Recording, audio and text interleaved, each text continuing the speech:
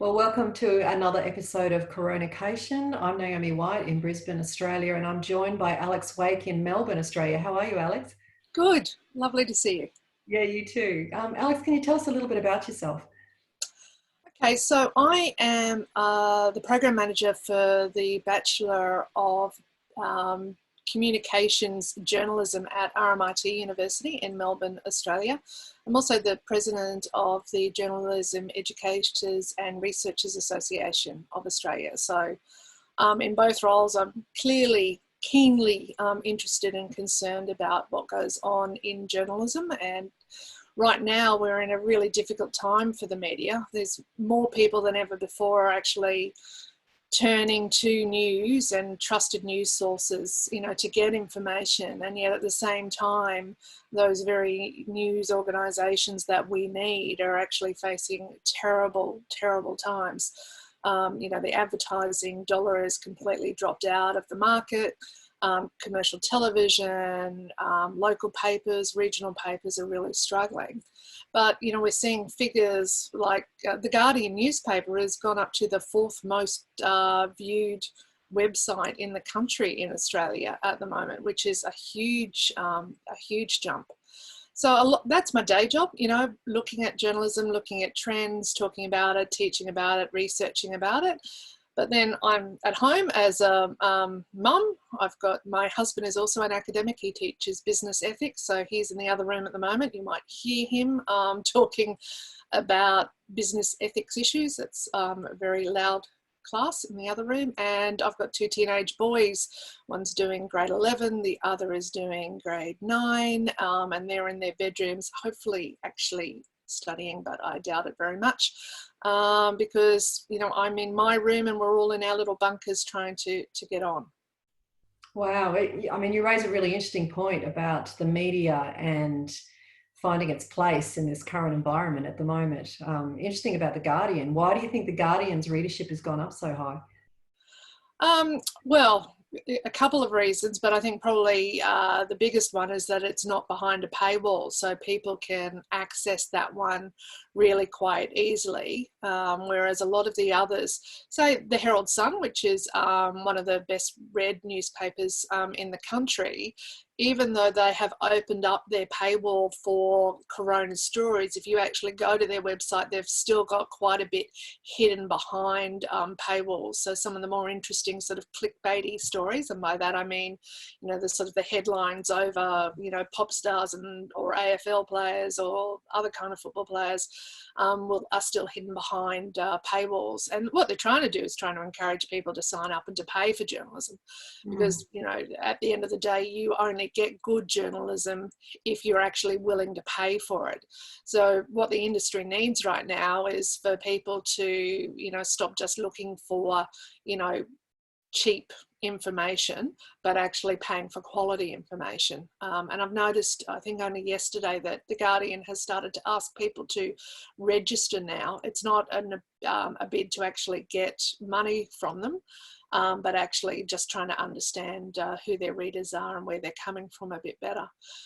Still, in the survey results released this week also showed that Australia's national broadcaster, the ABC, has also had a massive spike in people engaging in the online space as well as on television and on radio. And a lot of people don't understand that, that Australia has this amazing resource in the ABC. It's based on the British model of the BBC, but there's nothing quite like it in America, and it really is available to everyone across the nation, and it provides good, independent and objective information, which is really, really important in a time of national emergency as we are right now. God, absolutely. So how has this COVID-19 situation that we're in right now affected you personally? Well, I think the biggest thing for me is my teaching, which is a big part of my work. RMIT has been very much a face-to-face university. I teach into the postgraduate program, the Graduate Diploma of Journalism, and I have students, every single one has a degree in something other than journalism, and they've come to us for a year to learn to be a journalist. And we have a 100% employment rate out of that program. So they're absolutely committed to the profession and to doing what they're doing. And we have great, robust discussions in classes each week. But, you know, now that's all online. And it was overnight. We didn't stop. We just literally, the Vice Chancellor just said, right, you're going online as of tomorrow. And, you know, for journalism staff, it's probably better than anyone else. You know, we're used to completely changing what we're doing. We're used to technology. So for us, it was fine. But it's still, you know, I feel like I've been racing. And this next week, I'm doing a lecture on precarity, which is flexible jobs, the gig economy kind of jobs, and talking about journalism's place in that. And normally that would just be me standing there delivering, you know, information about the latest research and then having discussion. But now, because of going online, I'm able to, well, I rang a friend in Amsterdam, a professor there. I've done an interview with him based on his research. I've then called another friend in Singapore who runs a startup media business and done an interview with him. I've spoken to someone in Sydney, and I'm in Melbourne, so, you know, several thousand kilometres away. And then I've spoken to someone in the very next suburb by video link. And I've pulled together, I think, you know, one of the most amazing lectures I've done in my career, because of the technology, because of the opportunity. So it's fantastic on that end, but the hours that have gone into that, and just, you know, the number of times I've been interrupted in this study with my husband nicely bringing me a cup of tea right in the moment where I'm asking a very difficult question of a professor.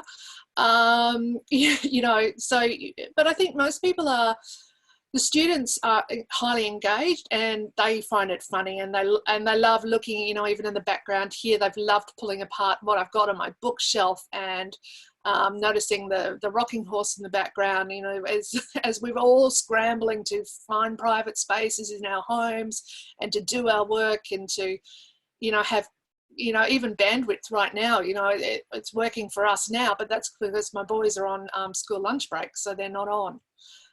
You know, all of those things. So, you know, your private life, your professional life all become one sort of, you know, interesting mix at this time.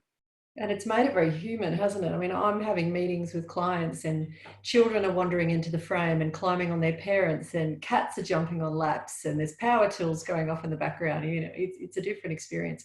But I mean, that piece of work that the class that you've pulled together sounds like a fascinating piece of work around the gig economy. And I think we're going to find that's been a global workforce trend that's been reported on for quite some years. I think it might be accelerated through this period. So interesting. Yeah. Further conversation about that one. Yeah, and look, a couple of weeks ago, in fact, the week after we all went online was my week looking at mental wellness, because one of the things that, you know, a lot of people don't understand, journalists are on the front line of trauma. So the journalists, you know, we talk about first responders in terms of policemen and fire officers and nurses, but journalists are often there even before emergency services and fires, covering stories. And there are a lot of issues in trying to support journalists to keep them mentally well. Yes, of course. Actually, you're right. We don't think about that, do we? No, no one does. No one does. So even right now, and you know, in this COVID experience, we're all bunkered down in our studies and having, you know, quite a nice, you know, time. For some of us, have a nice time. But there are journalists out there walking the streets, doing stories, and, you know, putting themselves in the line of fire. You know, literally. And there was a great story I only read yesterday about the ABC's London correspondent who is clearly alone in a flat in London, and he got COVID. And he's written about how he collapsed in his bathroom and crawled into his bed. and talks about not wanting to tell his family in Australia or even his boss here how bad it was because he didn't want them to worry anymore. But anyway, back to the whole idea about keeping mentally well. My very first week of COVID online teaching, we were talking about mental wellness, and I tried really hard not to talk about COVID itself, but just to talk about the kinds of things that we need to do as human beings to keep ourselves mentally well in any kind of stressful situation, you know, and things like, you know, building in structure, having just what you're doing right now, you know, reaching out and having conversations with old friends, exercising, eating well, not not using drug and alcohol inappropriately, those kinds of things. And I found that was really useful and a really useful discussion to have, you know, and it's something I'm really hoping is a positive outcome of this right now, that we all become a lot more focused on ensuring that we remain mentally and physically well. That's fantastic advice. Have you got any other last bits of pearls of wisdom that you think may help people through this period? Oh, look, I don't have a lot of pearls of wisdom, but I did find something on the internet the other day which I really spoke to me, because I feel very privileged. You know, I've got an ongoing job, I have wonderful students, I'm intellectually challenged, I've got a roof over my head and enough food and children and a husband to hug and a dog to walk. So, you know, I feel incredibly privileged. But there are others out there, and I'll just read it. It says, for some people it's sprinkling. This is a break. It's a breather. It's a pause in the normal. It's a time to reconnect with family and slow down. Honestly, it's kind of peaceful. And I know I've got friends in that situation who are all puzzling, and it's wonderful. So that, I know those people, and I've got those people in my life.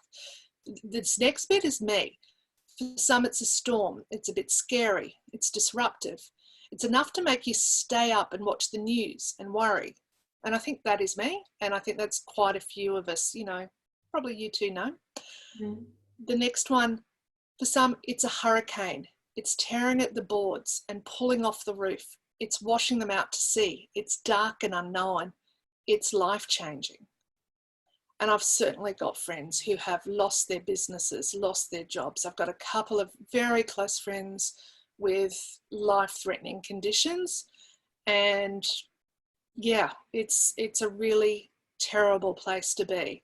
So the final thing in this, which I think is really important to think about, it's not wrong to be enjoying the sprinkles or enduring the storm, but please don't negate the difference.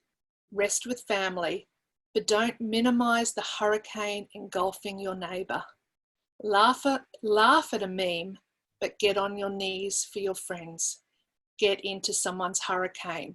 And I think that, and I don't know who wrote it, but whoever it was, I think is just brilliant. I think, you know, at the moment, we can't help everyone, but I'm sure each of us has got at least one or two friends that we can reach out to help, you know, in that hurricane. And that's where I'm trying to, apart from my work, and trying to do the best job I can for my students and the other journalism educators in Australia, is to try to reach out to a couple of people I know who are in a hurricane, who need to have maybe a bit more time, you know, things drop to them, or even just to have that conversation. And not just the people who are unwell, but also our single friends who are at home. And I think that they are particularly doing it really tough at the moment. That's fantastic. Beautiful advice. And I love that piece. I can understand why it resonated with you. So Alex, thank you so much for your valuable time this afternoon. I really appreciate it, and stay safe. Thanks, Noam. You too.